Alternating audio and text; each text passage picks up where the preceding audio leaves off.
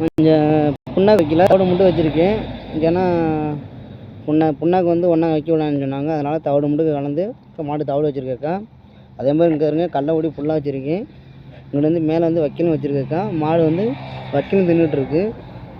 ஆனால் மாடு படுத்தவங்க ஆனால் தள்ள தூக்கிருச்சு. எனக்கு இப்போ தான் நல்லா நிம்மதியாக இருக்குது. மாடு ஆனால் கொஞ்சம் வைக்க திங்கிதுக்கு கொஞ்சம் இறம் எடுக்குதுக்கா. இப்போ தாக்கா நல்லா நிம்மதியாக இருக்குது எனக்கும். இப்படி மாடுக்கு தண்ணி வச்சுக்கிட்ருக்கேன். தவிடு ஃபுல்லாக கலந்து தவிடு வச்சுருக்கேக்கா. தண்ணி கொஞ்சம் குடிக்குது. அதே மாதிரி இறையும் எடுக்குதுக்கா. பாப்பா உங்கள் டாக்டர் சொன்னாங்க, ஏன்னா 5 மணி டைம் சொன்னாங்க. 5 மணின்னா ஊசி போட்டுக்கப்பா, 4 மணி 5 மணிக்குள்ளே மாடு இறம் எடுக்குன்னு சொல்லியிருக்காங்க. அதனால் வந்து இப்போ மாடு பரவாயில்ல. இப்போ 4 ஊசி போட்டதுனால மாடு இப்போ வந்து இறம் எடுக்குது. இப்போ வைக்கணும் திங்கிதுக்கா. நாளைக்கு காலைல பார்ப்போங்க. ஏன்னா ஒரு 2 நாளைக்கு அப்படி தான் இருக்குன்னு இருக்காங்க. ஏன்னா மாடு தெம்பு இல்லாமல் இருக்குன்னு சொல்லியிருக்காங்க. அதனால் பார்ப்போம்க்கா. பார்த்துட்டு அப்படி ரொம்ப முடியலன்னா ஒரு குளிக்கேசி 2 குளிக்கேசி ஏற்றிக்கலாமுக்கா மாட்டுக்கு.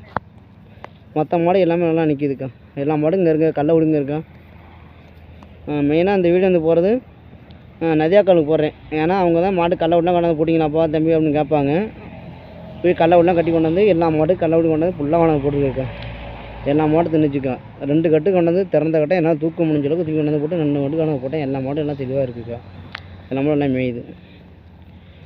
இன்றைக்கி ஒருத்தங்க ஆனால் பால் கறக்க முடியல. எங்களால் பால் கறக்க முடியல. ஏன்னா மாடு இப்படி கிடந்தனால பால் கறக்க முடியல. நீ கண்ணுட்டி குடிச்சு போகணுன்னு விட்டுட்டேக்கா.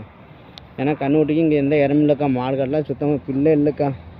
இந்த கடல கொடி வச்சு தான் மாடு பேஞ்சிக்கிட்டு இருக்கு. புல்லுங்கிறது சுத்தமாக எல்லாம் பட்டு போச்சுக்கா. ஃபஸ்ட்டு நம்ம இந்த கடலை எடுத்தாச்சு. நமக்கு ஏதாச்சும் ஒரு தீவன பில்லாச்சும் அதை விரைச்சி நம்ம ஏதாச்சும் கொஞ்சம் அது வந்து மாட்டுக்கு ஏதாச்சும் மாடு கட்டை காவந்து பண்ணோம்னா ஏதாச்சும் ஒரு தீவன பில்லாச்சும் விரைச்சி அது மாட்டுக்கு ஏதாச்சும் உற்பத்தி பண்ணணும்னு பார்க்கணுமாக்கா. பரவாயில்லக்கா. இப்போ கொஞ்சம் மாடு கொஞ்சம் மேயுதுக்கா. புல் எடுக்குது. இப்போ கொஞ்சம் இறம் எடுக்குதுக்கா. ரொம்ப சந்தோஷக்கா. காலைல உங்களுக்கு வீடியோ போடுறேக்கா.